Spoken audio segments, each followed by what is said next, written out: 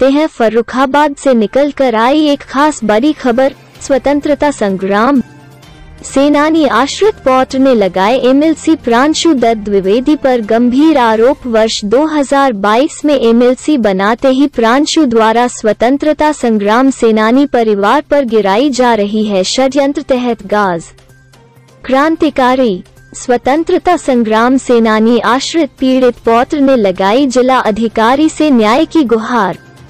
दरअसल मामला 2013 का है, जब से प्रांशु दत्त द्विवेदी ने अपने पूरे परिवार आदि के साथ मिलकर षड्यंत्र तहत क्रांतिकारी स्वतंत्रता संग्राम सेनानी आश्रित परिवार को कई तरीकों से षड्यंत्र के तहत कर रहे हैं प्रताड़ित। मामला एक मकान का है जिसमें कई वर्षों से रहता चला आ रहा है एक क्रांतिकारी स्वतंत्रता संग्राम सेनानी आश्रित पीड़ित परिवार। जिस मकान में पीड़ित की अखबार छापने की मशीन प्रिंटिंग प्रेस सन 1987 से लगी है, जो कि आज भी स्थापित है। पीड़ित के बाबा महान क्रांतिकारी डॉक्टर श्रीनिवास शुक्ला स्वतंत्रता संग्राम सेनानी थे, जिन्होंने देश को आजाद कराने के लिए बहुत महत्वपूर्ण भूमिका निभाई थी।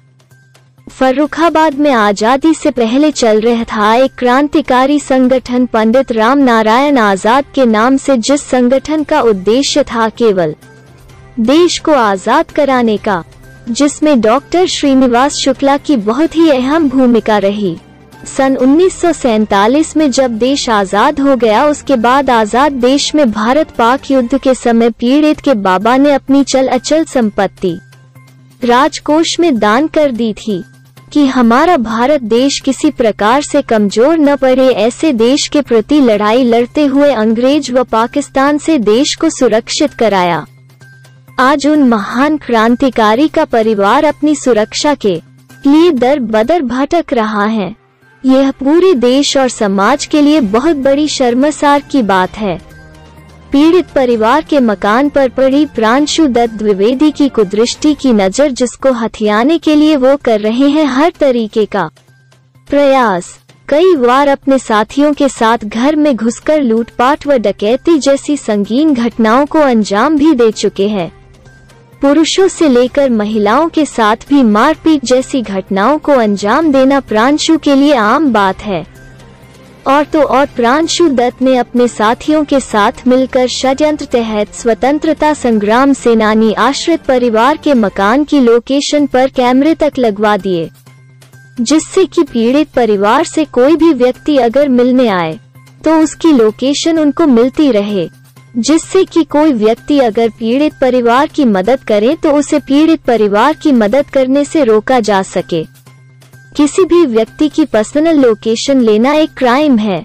आखिर क्या अपराध किया है इस पीड़ित क्रांतिकारी परिवार ने? क्या यह कि इनके बाबा अपने क्रांतिकारी साथियों के साथ देश को अंग्रेजों से बचाने आजाद कराने के खातिर जीवन भर भटकते रहे, या फिर यह कि भारत पाक युद्ध के समय अपनी चल अचल संपत्ति राजकोष में दान कर दी थी? फर्रुखाबाद से हुमा खान की रिपोर्ट।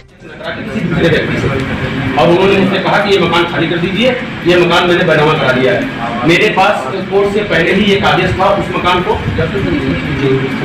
तो ये सब चीजें हैं और ये हमें डेली प्रताड़ित करते हैं। कुछ ना कुछ अधिकारियों को गुंडा करके अधिकारी गुंडा करके इस तरीके से मेरे पास के लिए ये एप्लीकेशन भेजते हैं, ये नोटिस आया मेरे पास से। ये मेरा मकान है, ये मेरे पंडित से बात सकता है और ये मकान आप देख रहे होंगे बिल्कुल लोकेशन ठीक है, किसी तरीके से ध्यान नहीं है। ये इन्होंने कि मुझे नगर पालिका से नोटिस भेजा कि 7 दिन के अंदर मकान से सामान अपना खाली कर लीजिए, अन्यथा मकान को तोड़ दिया जाएगा, प्रशासन द्वारा ध्वस्त कर दिया जाएगा तथा हर्जे खर्चे की वसूली आपसे की जाएगी। इस तरीके से अधिकारियों को ये गुंडा करके जब तक मेरे पास भेजे थे, जब तक पुलिस में थे, मेरे घर को इन्होंने क्या काम किया, किसी भी निष्ठा को भंग नहीं किया जा सकता।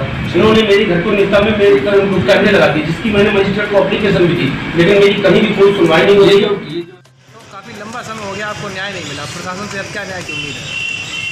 प्रशासन से हमने कई बार कहा कि हमें न्याय मिले। मेरा सारा मामला जो है कोर्ट में विचारा नहीं है।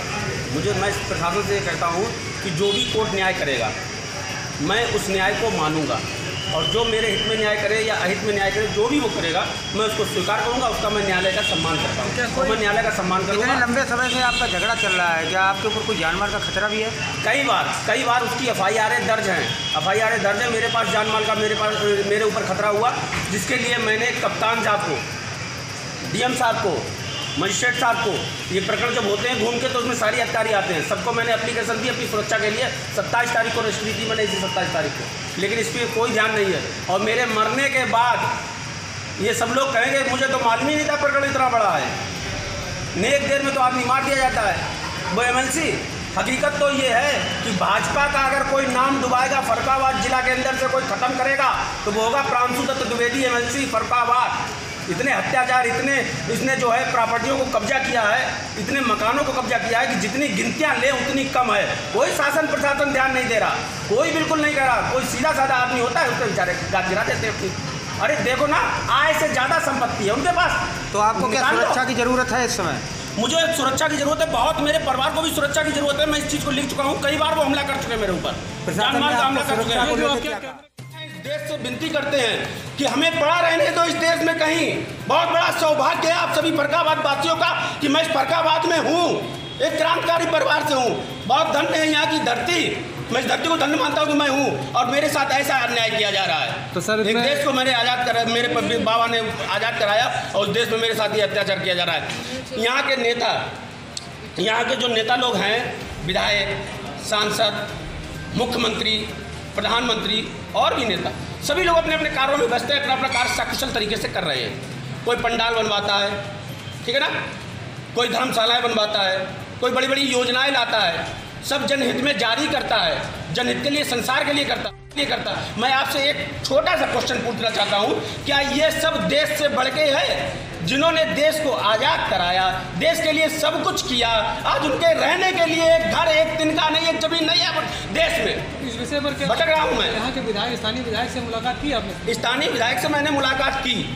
स्थानीय विधायक, सदर विधायक ने मुझसे कहा, जब ये मेरा प्रकरण हुआ था 2013 में, 14 नवंबर 2013 को, तो उन्होंने मुझे फ़ोन किया, फ़ोन करके मुझे बुलाया और मुझसे कहा कि भाई अरविंद, ये तुम्हारा क्या प्रकरण है, तुमने आज तक हमें नहीं बताया। मैंने कहा ये प्रकरण मेरा काफ़ी समय से चल रहा है, काफ़ी समय प्रताड़ित कर रहे हैं, आपने इस पर ध्यान नहीं दिया, जबकि आपको तो हर एक खबर मिलनी चाहिए। लेकिन फिर भी मुझे खुशी है कि आपने फ़ोन करके मुझे बुलाया। बोले आप आओ, मुझे अपनी बात को बताओ आगे।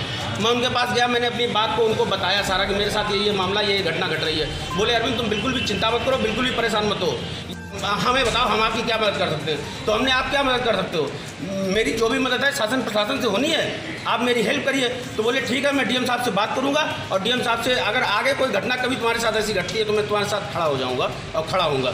जब वो विधायक बने तब भी उन्होंने ये कहा, प्रथम विधायक बने तब भी उन्होंने कहा था कि अरविंद मैं विधायक बन गया हूँ तो ये ना समझना कि मैं विधायक बना हूँ, ये समझो कि तुम विधायक बने हो, इसलिए मैं तुम्हारा पूरा सहयोग करूँगा। तुम्हारा बड़ा भाई विधायक बना है और मैं तुम्हारे सारे प्रकरण को जाता हूँ। तो मेजर सुनीता द्विवेदी ने मुझसे सहानुभूति भरी बातें तो की। तो क्या प्रशासन से आपको लग रहा है कि आपकी प्रशासन पूरी मदद करेगा और आपको इसमें जो है पूरा आपके पक्ष में रहेगा? देखिए, मैं प्रशासन के पक्ष में हूँ, लेकिन मुझे नहीं लगता है प्रशासन मेरी मदद कर पाएगा। क्यों नहीं कर पाएगा? क्योंकि दबाव है MLC का पूरा। आदमी मानने को स्वीकार नहीं कि अधिकारी के ऊपर दबाव होता है, मैं मानने को स्वीकार हूँ कि अधिकारी के ऊपर दबाव होता है, क्योंकि मेरे लिए रोज कुछ ना कुछ कार्रवाइयाँ की जाती हैं अधिकारियों द्वारा। इस कार्रवाइयों का कोई तत्व नहीं होता, बाद में वो सब शून्य खाते में डाल दी जाती है। क्या मतलब है? ऐसे में कहाँ न्याय मांगेंगे आप जाके? अगर आपको न्याय, मेरे लिए जिला में जिला अधिकारी सबसे बड़ा है।